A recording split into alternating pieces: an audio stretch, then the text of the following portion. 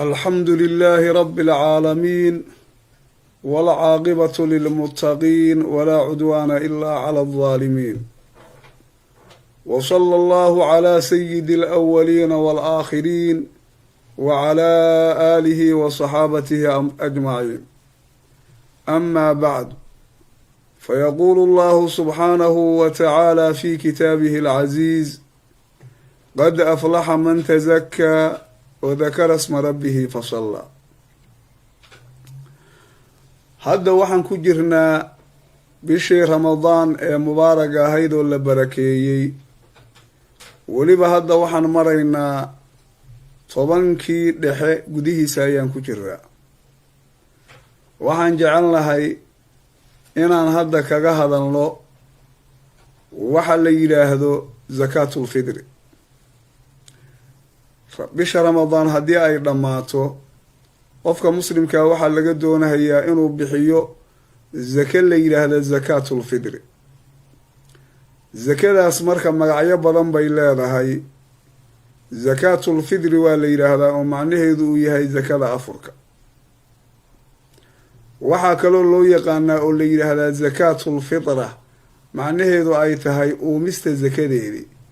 waa zake qofku jirkiisa uu ka bixinhayo oo badankiisa uu ka bixinhayo, oo iyadu ma aha wax maal laga bixinhayo ma aha. waxaa kaloo zakadaa loo yaqaanaa zakaatu ramadaanna waa la yidhaahdaa. bisha ramadaan zakadeediina waa la yidhaahdaa, sida yacni uu tusinahayo xadiidkii abuu hureyre bukhaariya rag kaleba ay ka wariyeen uu lahaa: wakalanii rasuulullaahi sala allahu calayhi wasalama bixifdi zakaati ramadaan. ilaahay rasuulkiisu wuxuu ii wakiishay bisha ramadaan zakadeeda inaan ilaaliyo. oo zakada waa lasoo uruurin jiray, oo dadkii zakada lagu soo uruurin jiray hawshaa loo diri jiray ayuu ka mid ahaa. shaygaas marka zakada lagu magacaabo waa shay waajib ah. wujuubkiisu marka waa uu sugnaaday, oo qur-aanka iyo sunnada nebiga labadaba waa uu ku sugnaaday. qur-aanka si guud ahaan waxaa la yidhaahdaa haddee aayaadka tusinahaya zakada ayay zakadaani ka mid tahay. ilaahay markii qur-aanka in badan uu ku leeyahay: wa aqiimu asalaata wa aatu zakaa, salaada ooga zakadana siiya dadka mutay. zakadaa marka la sheegahaya iyada laftigeedu waa ka mid oo waa qeyb ka mid ah, oo way kulminaysaa zakada maalka laga bixinhayo iyo midda badanka laga bixinhayo. daliil gaar ee kusoo aroorana waa la wariyaa, oo xaafidka ibnu khuseyme la yidhaahdee muxadisiinta macruufka ka mid ah. kitaabkiisa wuxuu ku warinahayaa xadiid ahaa: su-ila rasuulullaahi sala allahu calayhi wasalam can haadihi al aaya: qad aflaxa man tazakaa wadakara sma rabbihi fasallaa, faqaala nazalat fi zakaati alfidri. xadiidka ibnu khuseyma wuxuu tusinahayaa oo uu sheegahayaa nabiga calayhi salaatu wasalaam in la weydiiyey aayadda tan. aayaddaasi waa aayadda hadda yacni aan ku furannay muxaadaradan zakaatulfidriga ku saabsan. oo nabiga waxaa la weydiiyey aayadda ilaahay uu ku leeyahay: qad aflaxa man tazakaa, waxaa liibaanay qofkii isdahiray baa liibaanay. wadakara sma rabbihi fasallaa, magaca ilaahayna sheegay ee markaa tukaday. nabigu markaa wuxuu ku jawaabo uu yidhi: nasalat fi zakaati alfidri. aayaddaasi waxay kusoo degtay zakada oo zakaatulfidriga la yidhaahde zakada afurka la yidhaahdo, oo bisha ramadaan marka laga afuro qofka waajib ay ku noqonayso inuu la yimaado. marka aayadda macnaheedu markaa wuxuu noqonahayaa markii sidaa lagu fasiro: qad aflaxa man tazakaa, ay man tatahara biikhraaji zakaati alfidri. waxaa guulaystay buu ilaahay leeyahy oo liibaanay qofkii naftiisa nadiifiyey ee markaa ku nadiifiyey zakada zakaatulfidriga la yidhaahdo inuu bixiyo. kaas ayaa liibaanay oo guulaystay buu ilaahay yidhi. wadakara sma rabbihi, sheegay magaca rabbigii. oo magaca ilaahay oo laga warramahayaa markaa muxuu noqonahayaa? waa salaadii marka ciidulfidrigii, oo macnaha allahu akbar yidhi wadakara sma rabbihi fasalla, ee markaa salaada tukaday. aayaddu macnaheedu markaa wuxuu noqonahayaa waxa ay ka hadlaysaa inay noqoto zakada zakaatulfidriga la yidhaahdo oo ramadaanka gadaashiisa lala imaanahayo oo maalintaa ciidda la rabo qofku inuu bixiyo waana laga hormarin karaa ilaa ramadaanka dhexdiisii iyo salaadaa salaatu ciidilfidri la yidhaahdo oo maalintaa la tukanayo. marka shayga zakaatulfidriga haddii la eego nabigu calayhi salaatu wasalaam asaguna wuu ka waramay waajibnimadeedii baa nabigu uu ka waramay oo xadiid bukhaari iyo muslim iyo asxaabu sunanku ay wariyeen oo cabdullaahi bnu cumar laga wariyey baa wuxuu ahaa nabigu inuu cabdullaahi yidhi farada rasuulullaahi sala allahu calayhi wasalam zakaata alfidri saacan min tamrin aw saacan min shaciirin cala alcabdi waalxori waaldakari waalunhaa waalsagiiri waalkabiiri min almuslimiin. waxaa xadiidkaas uu cabdullaahi bnu cumar uu ku leeyahay ilaahay rasuulkiisu wuxuu waajib ka dhigay zakada zakaatulfidriga la yidhaahda ayuu nebigu waajib ka dhigay. marka uu leeyahay nebiga ayaa waajib ka dhigay macnihiisa ugama jeedo wax nebigu xaggiisa uu kala yimid inay tahay. qur-aanka waa tii ilaahay uu ku lahaa wamaa yantiqu cani ilhawaa ilaa huwa waxyun yuuxaa. nebi moxamed yacni hadli mahayo oo ka hadli mahaya hawaa u nafsi. waxa nebi moxamed uu sheegahaya ma aha wax naftiisu ay jeclaysatay ama asaga iskala qumanaaday ee waxa nebigu uu ku hadlahayaa waa waxyi loo waxyooday weeye. marka nebiga calayhi salaatu wasalaam ilaahay baa u waxyooday zakada zakaatulfidriga la yidhaahdo wujuubkeedii. sidaasaa marka nebigu ummadda u sheegay oo wuxuu sheegay zakadaasi inay waajib tahay. weliba waxaa lagu sheegaa sida yacni mashhuurka ah marka la waajibiyey inay ahayd sanadkii 2 oo hijrada. weliba waxay ahayd isla sanadkii bisha ramadaan la yidhaahdo dhexdiisa lagu waajibiyey. markaa nabigu calayhi salaatu wasalaam cabdullaahi bn cumar wuxuu yidhi ilaahay rasuulkiisu zakadaas oo zakaatulfidriga la yidhaahdo waajib baa nebigu ka dhigo. nebigu waxuu ku waajibiyey zakada zakaatulfidriga la yidhaahda ayaa nebigu waajibiyey. muxuuna nebigu waajibiyey wuxuu nebigu waajibiyey buri saac waxaan suuska loo yaqaano ama qursiga soomaalidu ay u taqaano waa 4 madaalo weeye ama 4 shood weeye. wuxuuna waajib ku yahay baa nebigu yidhi addoonkii laftigiisi waa laga rabaa oo sayidkiisi baa bixinaya. qofka yacni xorkaa waa laga rabaa, labkii baa laga rabaa, unfihii baa laga rabaa. intaasoo dhan nebigu waa ku waajibiyey. qofka yar iyo qofka weyn nebigu waa ku waajibiyey.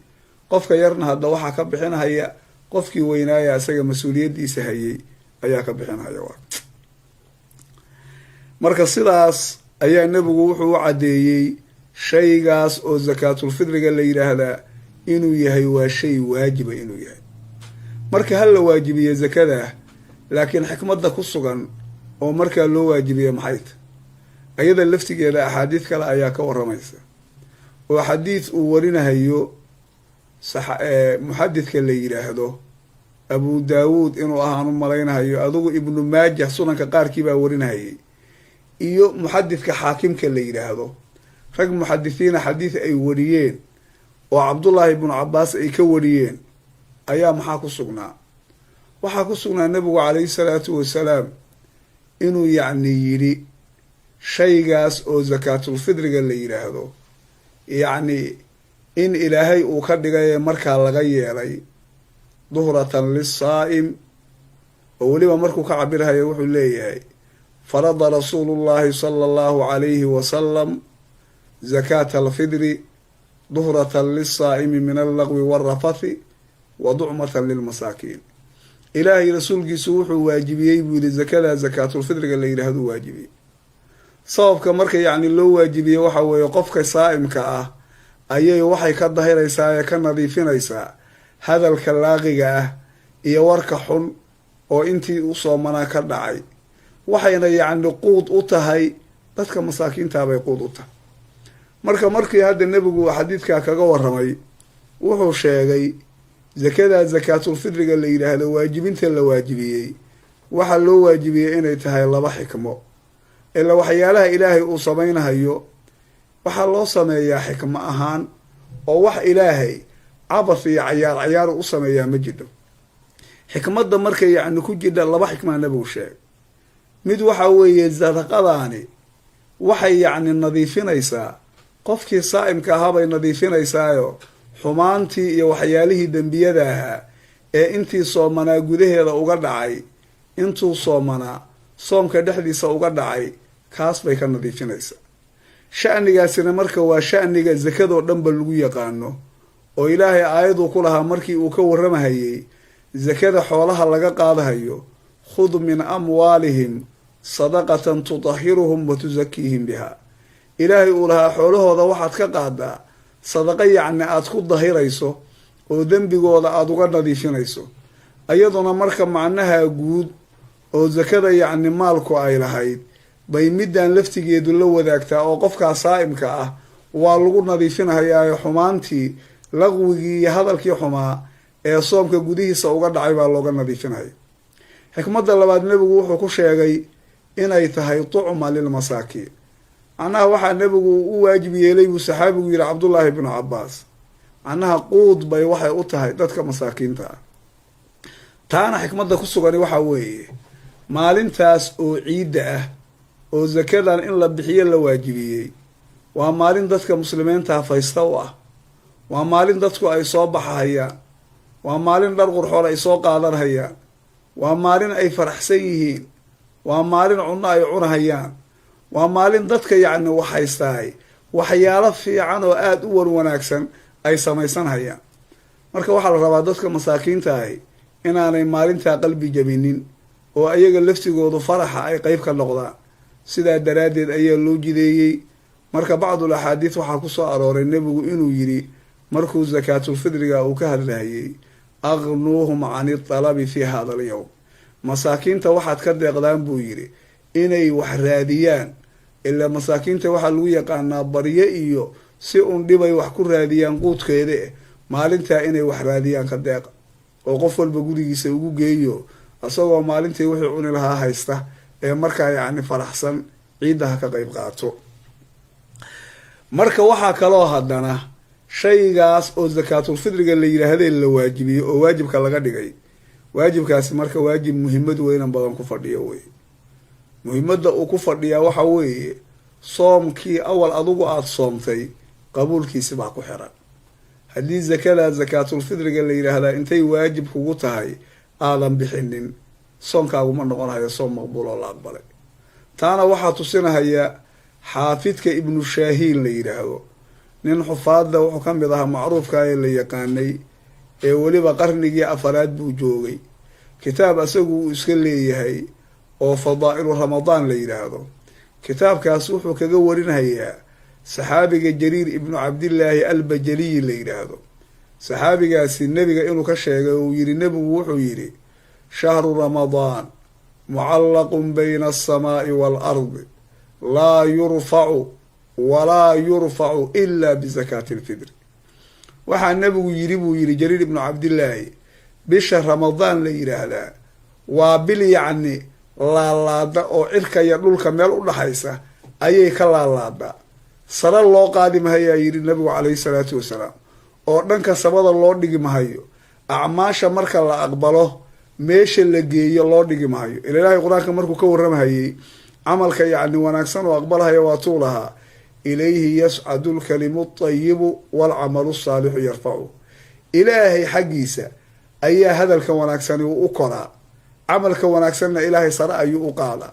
marka amkinadan wanaagsan oo dadka ilaahay dembiyada uu ka dahiray ay joogaan oo malaa'igtu ayaa acmaasha la geeyaa calaa ciliyiin baa la geeyaa marka camalkaa qofku uu la yimid oo bisha ramadaan ilaa sakaatulfidriga laga bixiyo camalkaasi marka wuxuu noqonahayaa camal cirka iyo dhulka in udhaxaysa ku xayiran buu noqonahayaa laalaada waxaa marka sare loo qaadahayaa oo jaa-isadiisii markaa la helahayaa uu ku fulahayaa haddii sakaatulfidriga la bixiyo weliba xaafidka ibnu shaahiin xadiidkaa markuu wariyey markuu ka warramahayey gadaashiisa wuxuu yidhi gariibun jayid lisnaadi buu yidhi xadiidkani waa xadiid gariib uu yidhi oo hadda riwaayaad badan xadiid kusoo arooray ma aha laakiin sanadkiisu waa uu wanaagsan yahay oo sanadkiisu inuu yahay sanad haabita inuu yahay ayuu markaa tusiyey marka sidaa daraaddeed shaygaas oo sakaatulfidriga lagu magacaabo waa shayga nabigu calayhi salaatu wasalaam uu noo sheegay inuu waajib yahay.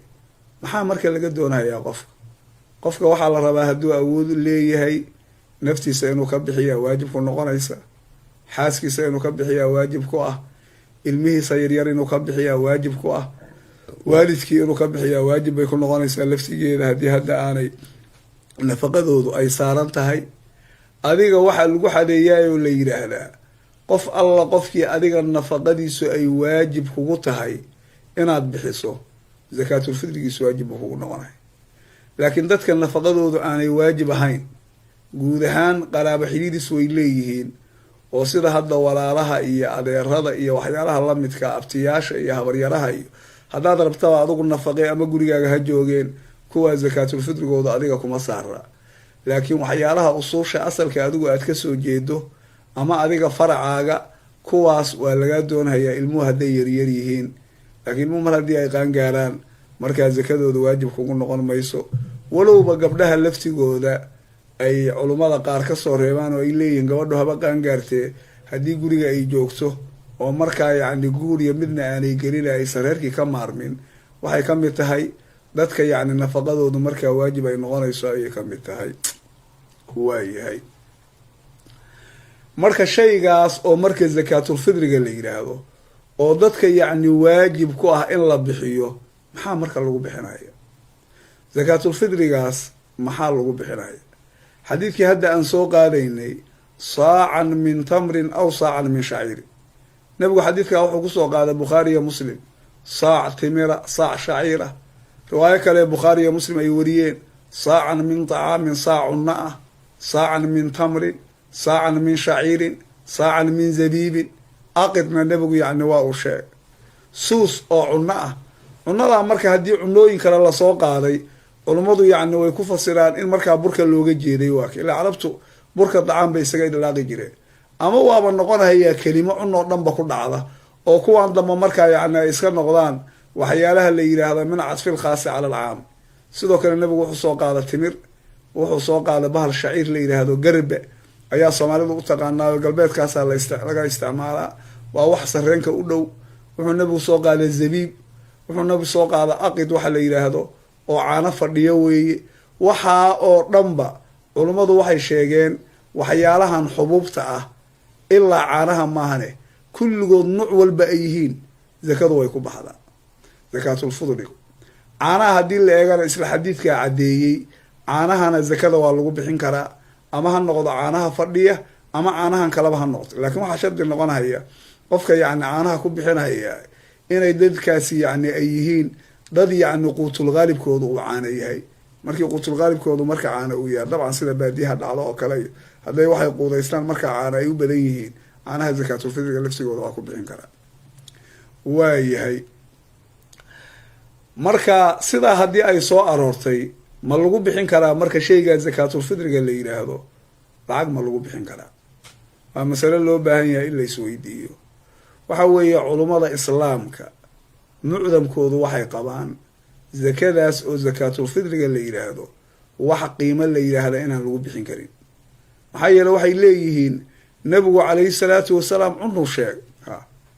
hadda waxaa meesha ku jidha haddana nabiga waktigiisi lacagi waa jidha, oo waxaa jidhay lacag midda annagu aan haysana ka fiican, oo lacag dinaar la yidhaahdo dahabaa jiray, lacag daraahim la yidhaahdo qalina ayaa jidhay. nabigu marka ma uusan sheegin, nabigu wuxuu sheega cunno. cunnaduna sideeda asal ahaan haddii la eego marka horeba haddii la bixinahayo lacagta way ka fadli badanta. maxaa yeele xadiidkii saxiixa waa tii ku sugnaa nabiga marka la yidhi ayu lislaami khayru qaala an tutcima aطacaama wa taqra'a asalaama calaa man carafta waman lam tacrif. nabiga waxaa la yidhi waxyaalaha khisaasha islaamka, axwaasha islaamku yacni uu la yimid maxaa u khayr badan? nabigu wuxuu yidhi waxaa u khayr badan inaad cunno bixiso iyo inaad qofaad taqaan iyo qofaadan aqoonin labadaba adsanaan. marka nabigu markuu lahaa inaad cunno bixiso, hadda lacagi waa jidhe, ma uusan oran inaad lacag bixiso. faa-iidada marka meesha ku jidhaa waxaa weeye cunnada markii la eego, cunnadu qofka binu aadamka ahi ama waxa noolaha ahi waxa noloshoodu ay ku taagan tahay waa cunnada, waa wax uusan ka maarmi karin. maanta haddii aada haysato gurigan oo dollar uu ka buuxo wax cunaana aadan haynin iyo wax aad dollarka uga gadanaysaa waa baktiyaysaa, waa ku agbaktiyaysaa adoo dollarkii dhex hurda. laakiin wax yaroo badara haddii aad haysato beriisa ama timira maalintaa waa noolaanaysaa oo kale. marka waxa weeye lacagta waxtarkeedu waa waasido. lacagtu wax kugu tari kartaa inaad wax kale ku gaarto, laakiin waxtarka cunadu waa toos. marka sidaa daraaddeed nabigu cunuu sheegay, ayadoo marka culummadu taa ay ilaalinahayaan waxay u badan yihiin weliba saddexda madhab ee madhabka shaaficiyada iyo midka maalikiyada iyo midka xanaabilada, saddexduba waxay qabaan inaan lagu bixin karin lacag. waxa keliya qaba in qiimo lagu bixin karo, daraahim iyo wixii la raba lagu bixin karo, waa madhabka abu xaniifa. weliba madhabkaasi waxa daliila oo u hayaa ma jidhe, waxay keliya soo qaadaan qiyaasaad culimmadu ay ka jawaabaan, ay leeyihin loogama qiyaas qaadan karo, qiyaasaadkaasina sax maaha. qiyaasaadkaasina sax maaha.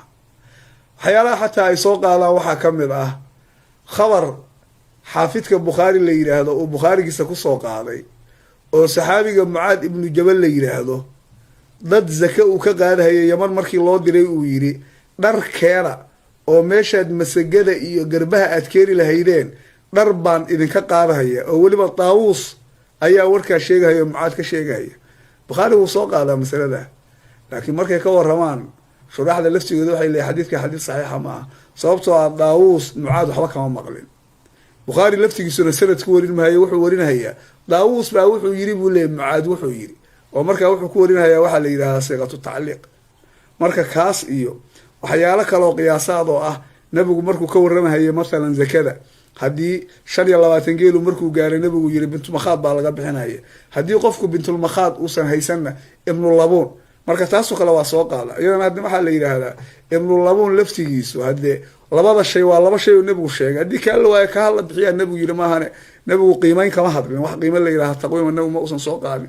waxyaalo noocaasoo culimmadu ay ka jawaabeen oo waxa loo daliishanaya haddii la eego wax bayin aan ku ahayn ayay soo qaadaan.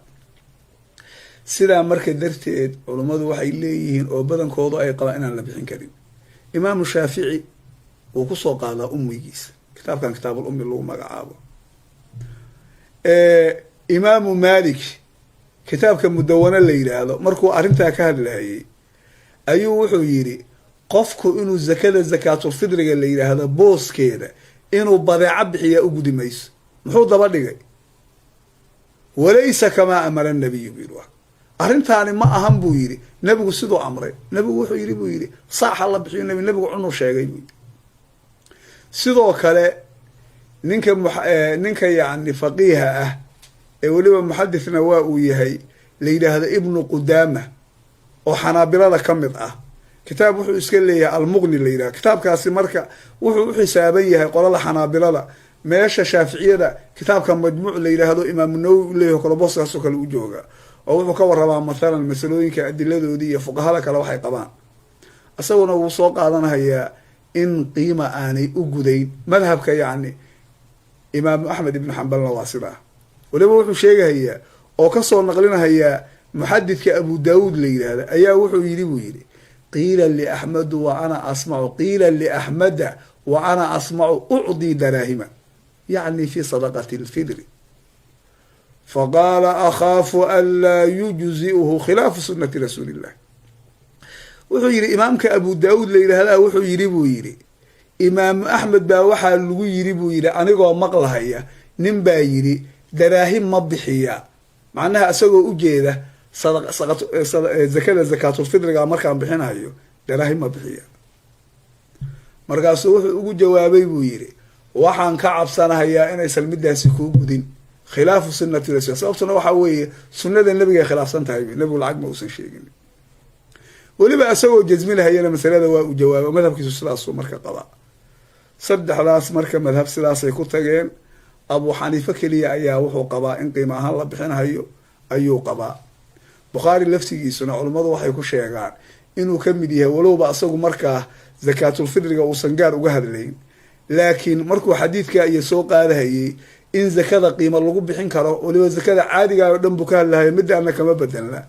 weliba markay shuraaxdu ka hadlahayaan waxay yidhaahdaan bukhaari masale xanafiyada uu ku waafaqay midaasaa laga arkaa baa la yidhahaa asagoo weliba lagu yaqaano inuu inta badan xanafiyada khilaafo oo masaa-ishooda uu ku khilaafo maxaa yeelay haddee inta badan isagu wuxuu u badan yahay adilada markii la eego adiladaa waadixa inuu raaco xanafiyada laftigoodan inay daliil la-yihiin ma aha laakiin waa niman laftigoodu balaayaayoo meelo badan bay fiirfiiriyaan oo caray ka wareegaan oo qiyaasaadkii aada u isticmaalaan way marka sidaa daraaddeed waa jidhaa in mathalan abu xaniifa uu qabay waa jidhaa salafka laftigiisa qaar ka mid ihi inay qabeen in lagu bixin kala qiimo ugamana jeeda hadalka ah ciddii qabta inaan ku cambaaraynayo laakiin sida adiladu ku timid waa sidaa weeye waana sidaa islaamka mucdamkiisu ay qabaan imaamu nawowi sharxu muslim markii uu ka hadlahayana wuxuu leeyahay caamatlfuqahaa fuqahada mucdamkooda waxay u tageen ama ha noqoto qolooyinkan asxaabulmadaahibta ah